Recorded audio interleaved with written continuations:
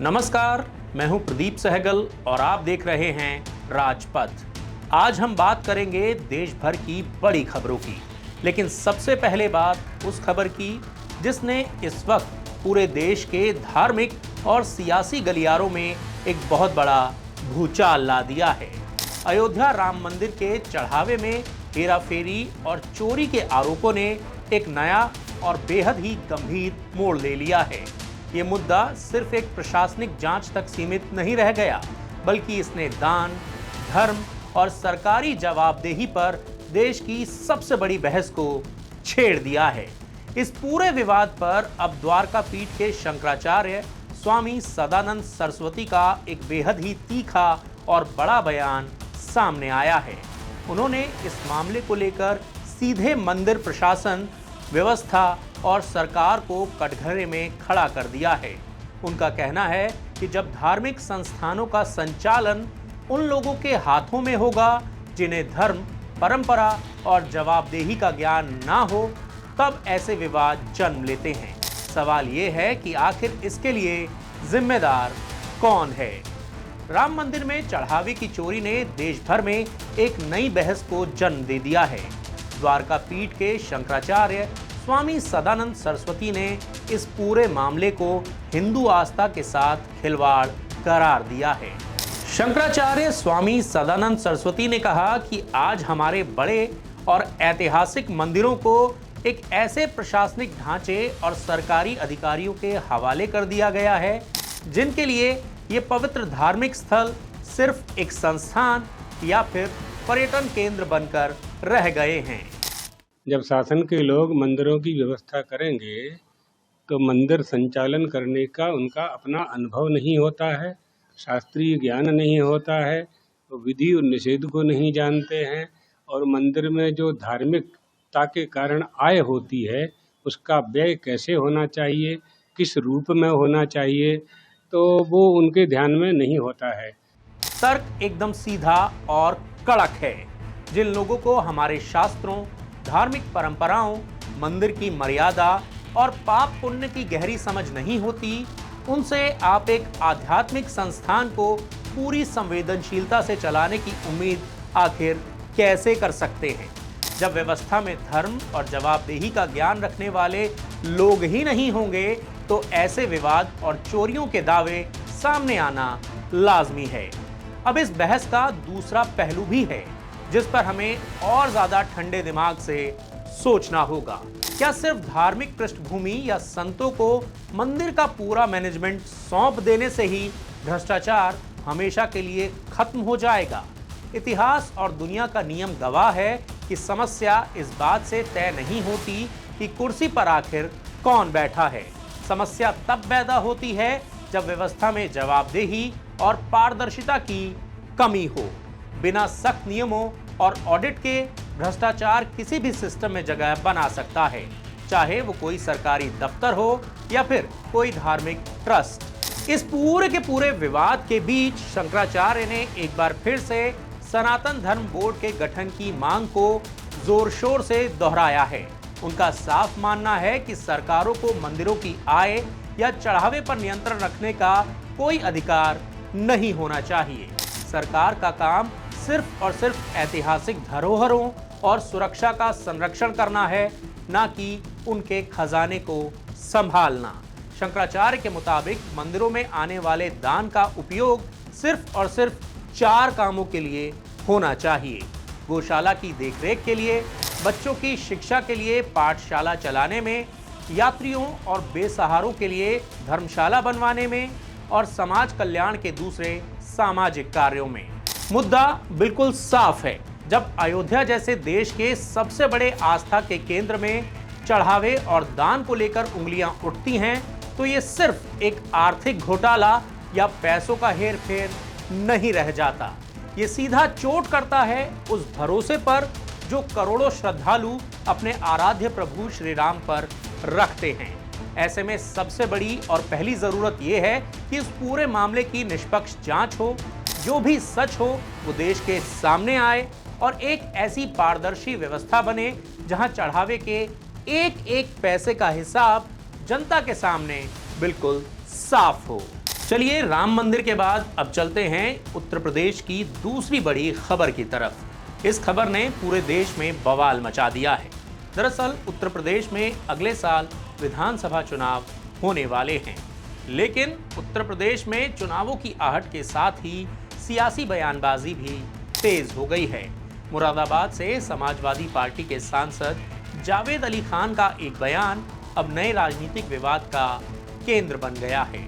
मुस्लिम कार्यकर्ताओं को चार हिंदू दोस्त बनाने की सलाह देकर उन्होंने शायद संगठन विस्तार की बात कही हो, लेकिन बीजेपी इसे वोट बैंक की राजनीति और सांप्रदायिक ध्रुवीकरण की रणनीति के तौर पर पेश कर रही है।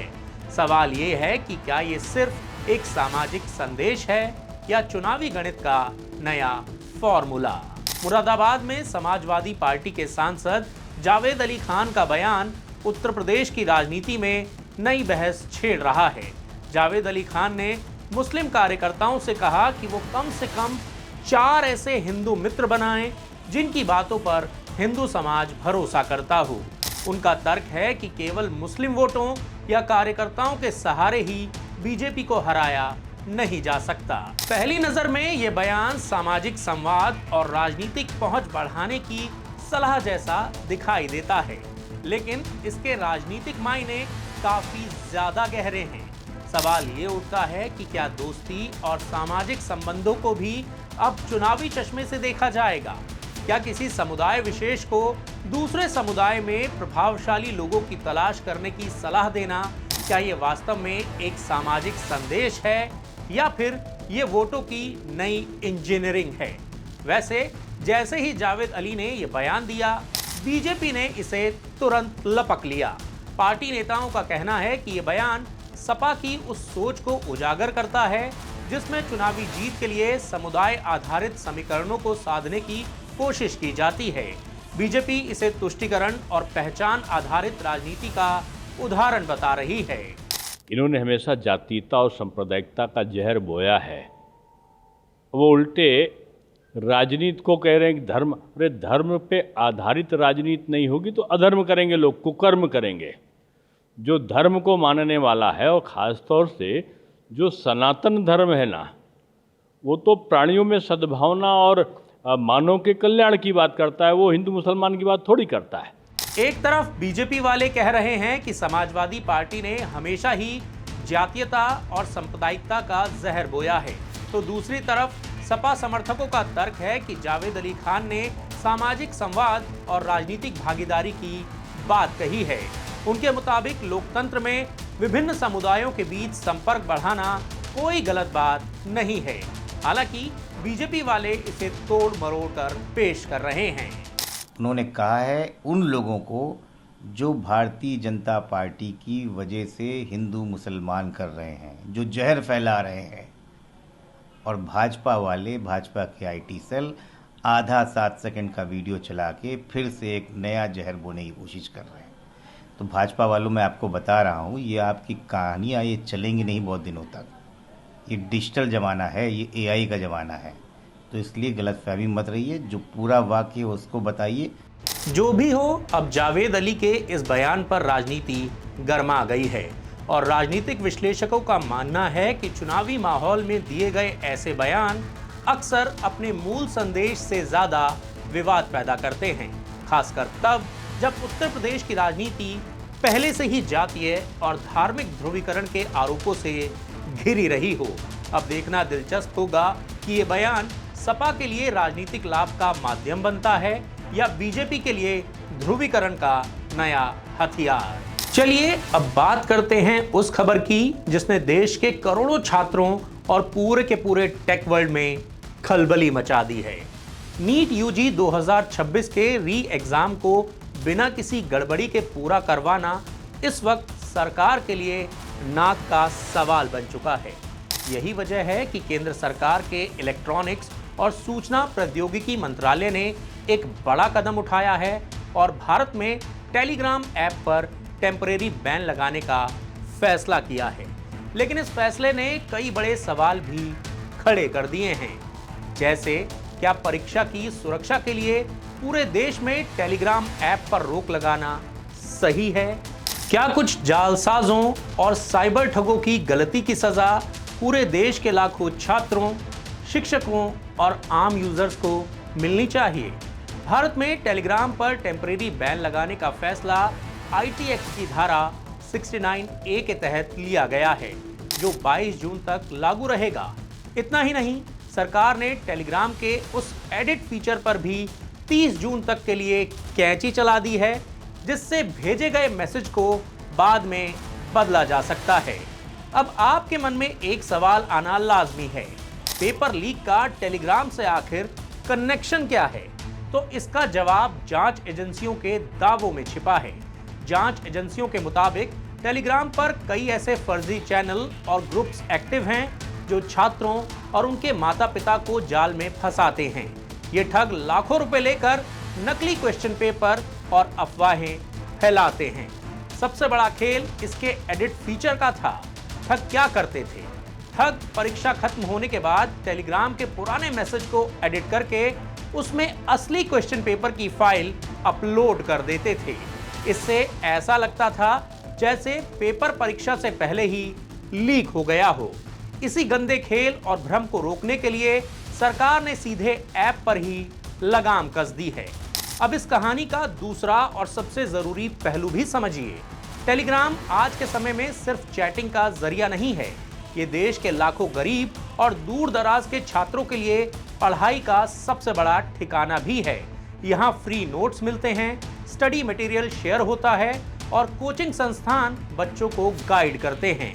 ऐसे में सवाल ये उठता है कि जो अपराधी हैं उन्हें पकड़ने और उनके चैनलों को ब्लॉक करने के बजाय पूरे के पूरे प्लेटफॉर्म पर पाबंदी लगा देना कहां तक जायज है? क्या चूहे मारने के लिए पूरे घर में आग लगा देना ही सही समाधान है? सवाल खड़ा होता है। यह फैसला सरकार की मंशा पर तो सवाल नहीं उठाता, क्योंकि सरकार का मकसद परीक्षा को साफ सुथरा कराना ही है। लेकिन यह फैसला हमारी प्रशासनिक क्षमता पर सवाल जरूर खड़े करता है। क्या हमारे पास ऐसा साइबर सिस्टम नहीं है कि हम सिर्फ गुनहगारों को ढूंढकर जेल में डाल सकें, ताकि आम यूजर्स और पढ़ाई करने वाले बच्चों को परेशानी ना झेलनी पड़े? साफ बात यह है कि नीट का ये री एग्जाम सिर्फ छात्रों की परीक्षा भर नहीं है। ये परीक्षा भारत सरकार की साइबर सुरक्षा, डिजिटल प्लेटफॉर्म्स पर कंट्रोल और हमारी सरकारी व्यवस्था की भी है कि हम बिना जनता को परेशान किए अपराधियों से कैसे निपटते हैं। आपको क्या लगता है, नीट परीक्षा को सुरक्षित बनाने के लिए टेलीग्राम पर रोक लगाना सरकार का एक मास्टर स्ट्रोक है, या फिर अपनी नाकामी को छुपाने का एक जल्दबाजी में लिया गया फैसला? कमेंट करके अपनी राय हमें जरूर बताएं और ऐसे ही दमदार, शानदार और बेहतरीन वीडियोस देखने के लिए हमारे YouTube चैनल द फेडरल देश को सब्सक्राइब करना ना भूलें।